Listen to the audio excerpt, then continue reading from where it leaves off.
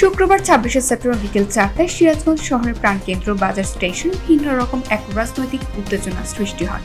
বাংলাদেশ জামায়াতে ইসলামী সিরাজগঞ্জ জেলা শাখার উদ্যোগে আয়োজিত বিক্ষোভ সমাবেশ ও মিছিল তখন জমজমাট হয়ে ওঠে। জুলাই ঘোষণা, জুলাই সনদ বাস্তবায়ন এবং পিআর পদ্ধতিতে জাতীয় নির্বাচন সহ ৫ দফা দাবিতে ঘোষিত যুগপৎ আন্দোলনের অংশ হিসেবে এই কর্মসূচি পালিত হয়। মিছিলটি বাজার স্টেশন থেকে শুরু হয়ে শহরের গুরুত্বপূর্ণ সড়ক এস রোড ও রাস্তার মোড় প্রদক্ষিণ করে পুনরায় বাজার স্টেশনে এসে শেষ হয়। এ সময় মিছিলের স্লোগান, ব্যানার ও প্লেকার্ডের দাবির প্রতিফলন ঘটে। শহরের পথচারী ও দোকানপাটের সামনে দাঁড়িয়ে থাকা সাধারণ মানুষ মিছিলটি কৌতূহল নিয়ে দেখছিলেন। মিছিলের নেতৃত্ব দেন সিরাজগঞ্জ জেলা শাখার আমির অধ্যক্ষ মাওলানা শাহিনুর আলম ও জেলা সেক্রেটারি অধ্যক্ষ মাওলানা জাহিদুল ইসলাম। উপস্থিত ছিলেন সদর থানার সভাপতি অ্যাডভোকেট নাজমুল ইসলাম, শ্রমিক কল্যাণ ফেডারেশন সভাপতি অ্যাডভোকেট সাইদুল ইসলাম সহ জেলা ও উপজেলা পর্যায়ের নেতৃবৃন্দ। তাদের সঙ্গে ছিলেন হাজারো কর্মী সমর্থক।